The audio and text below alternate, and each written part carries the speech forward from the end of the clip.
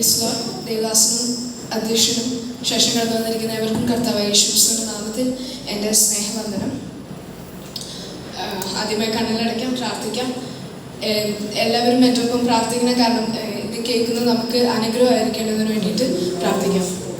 യേശുവിന്റെ സ്തോത്രം സ്വർഗ്ഗസ്നായ പിതാവേ, നല്ല സമയത്തിനായി ദൈവത്തെ സ്തുതിക്കുന്ന കർത്താവേ, യേശുവിന്റെ വാർത്തകൾ സംസാരിക്കാൻ അടിയന് ബലം തരുന്ന കർത്താവേ, യേശുവിന്റെ പരിശുദ്ധാത്മാവ് ഞങ്ങളുടെ ഉള്ളത്തിനോട് ഇടപെടുന്ന കർത്താവേ, ഞങ്ങളുടെ യേശുവിന്റെ ഹൃദയത്തിനോട് ദൈവത്തിന്റെ ആത്മാവ് ഇടപെടണമേ, യേശുവിന്റെ അടിയനോട് ഇടപെടണം, ഈ ജനത്തോട് ഇടപെടണം, യേശുവിന്റെ നാമത്തിൽ തന്നെ. വായിക്കാം. ഉൽപ്പത്തി പുസ്തകം 6-ാം അധ്യായത്തിന്റെ 5-ാം വാക്യം ഒരാൾ വായിച്ച് സഹായിക്കണം. ഭൂമിയിൽ മനുഷ്യന്റെ ദുഷ്ടത വലിയതെന്നും അവന്റെ ഹൃദയവിചാരങ്ങളുടെ നിരൂപണമൊക്കെയും എല്ലായ്പ്പോഴും ദോഷമുള്ളതത്രേ എന്നും യഹോവ കണ്ടു. താൻ ഭൂമിയിൽ മനുഷ്യനെ ഉണ്ടാക്കിയതുകൊണ്ട് യഹോവ അനുദപിച്ചു, അത് അവന്റെ ഹൃദയത്തിന് ദുഃഖമായി. യഹോവയുടെ കൃപ ലഭിച്ചു. 5-ാം വാക്യം ഭൂമിയിൽ മനുഷ്യന്റെ ദുഷ്ടത വലിയതെന്നും അവന്റെ ഹൃദയവിചാരങ്ങളുടെ നിരൂപണമൊക്കെയും എല്ലായ്പ്പോഴും ദോഷമുള്ളതത്രേ എന്നും യഹോവ കണ്ടു. ഇവിടെ എന്നെ ഏറ്റവും ചിന്തിപ്പിച്ച ഭാഗം എന്ന് പറഞ്ഞു കഴിഞ്ഞാൽ, മനുഷ്യന്റെ ഭൂമിയിലുള്ള സകല മനുഷ്യരുടെ ഹൃദയത്തിലെ ചിന്തകൾ എപ്പോഴും എല്ലാ സമയത്തും ദുഷ്ടത നിറഞ്ഞതാണെന്നാണ് വായിക്കുന്നത്. അങ്ങനല്ലേ? ഹൃദയത്തിലെ നിരൂപണങ്ങൾ വളരെ ദുഷ്ടതയേറിയതാണെന്നാണ് മനസ്സിലാക്കാൻ ഇവിടെ പറഞ്ഞിരിക്കുന്നത്. ഈ ഭൂമിയിൽ ദൈവം സൃഷ്ടിച്ചത്, ദൈവമാണ് ഇവരെ സൃഷ്ടിച്ചത്.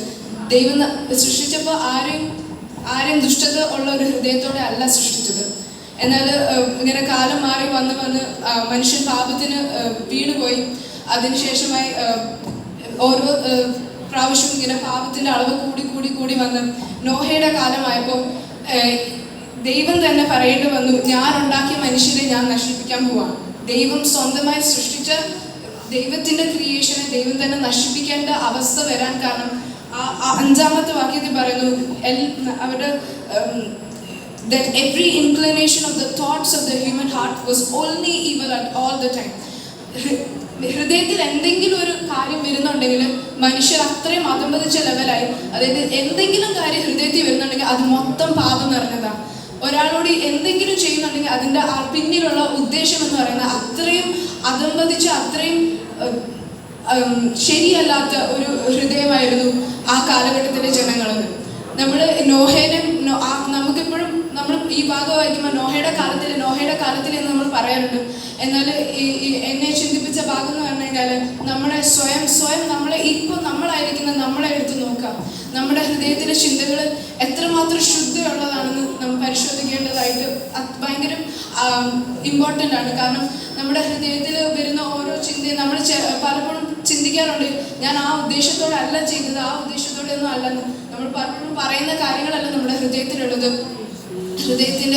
അതുകൊണ്ട് ഈ ദിവസങ്ങളിൽ നമ്മുടെ ഹൃദയത്തിന്റെ അന്തർഭാഗത്തുള്ള കാര്യങ്ങൾ എത്രമാത്രം ശുദ്ധമാക്കും, നമുക്ക് സ്വന്തമായി ശുദ്ധമാക്കാൻ കഴിയത്തില്ല. അതുകൊണ്ടാണ് യേശുക്രിസ്തുവിന്റെ രക്തം നമ്മളെ ശുദ്ധീകരിക്കുന്നത്.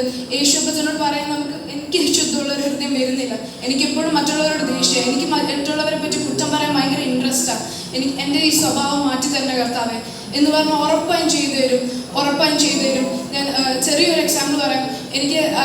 എനിക്കറിയില്ല എന്തുകൊണ്ടാണ് അങ്ങനെ. എൻ്റെ ക്ലാസ്സിൽ എനിക്ക് എല്ലാവരോടും സംസാരിക്കാൻ പറ്റും, പക്ഷെ ഒരു കൊച്ചിനോട് മാത്രം എനിക്ക് പറ്റുന്നില്ലായിരുന്നു. അതിൻ്റെ കാരണം എന്താണെന്ന് എനിക്കറിയില്ല. എന്തോ എൻ്റെ മൈൻഡിൽ ഒരു ജഡ്ജ്മെൻറ്റിൽ വന്നതിന് ശേഷം എനിക്ക് ആ കൊച്ചിനോട് സംസാരിക്കാൻ പറ്റുന്നില്ല. ഒരു ദിവസം ഞാൻ കർത്താവിനോട് പറഞ്ഞു, കർത്താവേ എനിക്ക് പറ്റുന്നില്ല, ഞാൻ എന്തൊക്കെ ഞാൻ അവളോട് സംസാരിക്കാനൊക്കെ നോക്കിയിട്ടും എനിക്ക് നല്ല ഹൃദയത്തോട് സംസാരിക്കാൻ പറ്റുന്നില്ല. പിറ്റേ ദിവസം അങ്ങനെ പറഞ്ഞതിന് ശേഷം പിറ്റേ ദിവസം എനിക്ക് ഭയങ്കര ഫ്രീ ആയിട്ട് അവളോട് സംസാരിക്കാൻ കഴിഞ്ഞു. എനിക്ക് അപ്പം മനസ്സിലായി അവൾക്ക് എന്നോട് എത്ര സ്നേഹമുണ്ടെന്നും.